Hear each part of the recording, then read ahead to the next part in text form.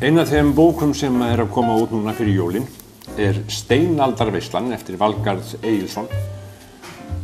Valgarður læknir, leiðsögumaður og rithöfundur og hann sem sagt hefur skrifað þessa bók, stóra og mikla bók. Vertu velkominn. Takk fyrir.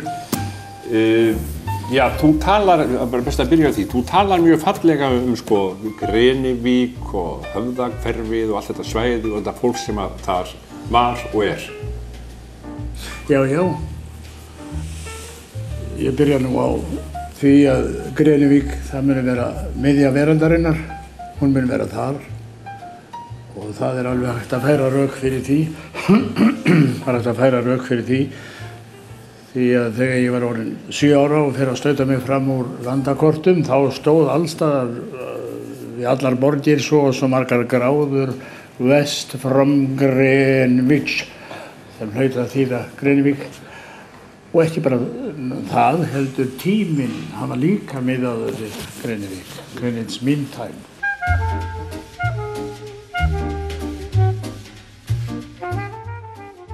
Valgarður, Steinaldarveislan, þetta mikil bók. Þetta, eða á ekki að kalla þetta bara ævisögu? Ég vil kalla þetta veraldarlýsingu, en það segja margir að þetta sé ævisaga.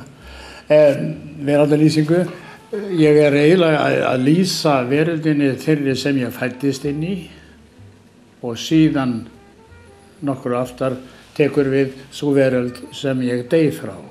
Og þar á milli svona cirka 1 mannsaldur eitthvað svoleiðis. Og það þessi veröld sem ég að skrifa og ég skal bara segja það strax að það sem rekur mig áfram að skrifa þetta, það bara áhyggjur mínar af því hvernig mannkynið fer með sinn bústað, jörðina. Og ég bara með innlegg í þá umræðu með þessu. Að menn eyðileggja ekki jörðina með mengun til dæmis, sem þeir nú á góðri leið með. Ég hafði gaman af því til dæmis að setja saman vísur og ég hugsaði kannski maður verið nú einhvern veginn skáld og þá nú eins þegar maður verið skáld að eiga sér svona skáldsheiti og ég mundi þá eftir Gröndal og Hvítadal og eitthvað svona alls konar dalir og ég fer að leita að dölum þarna í kringum okkur og finn bara, fyrst það Þjófadalur, það gat ég ekki notað, síðan Trölladalur, það var ómögulegt og svo þriðji dalurinn, Leirdalur. Herðu, þá var sádraumurinn frá. En þú skiptir þessari bók upp í svona ákveðin æviskeið. Já.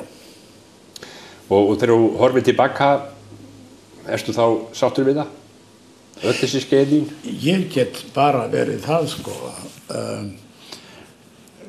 Ég búinn að segja, maður upplifði, ég má nota það orð, óskaplega mikla hamingju og talsinn mikið líka af hinu gagnstæða, og það hlýtur að vera ekki normalt, ekki bara? Já.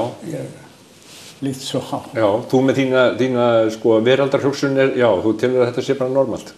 Ég held það. Já.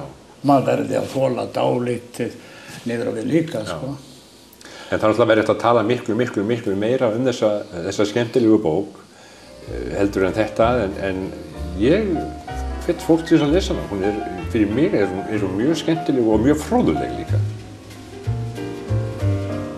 Takk fyrir það.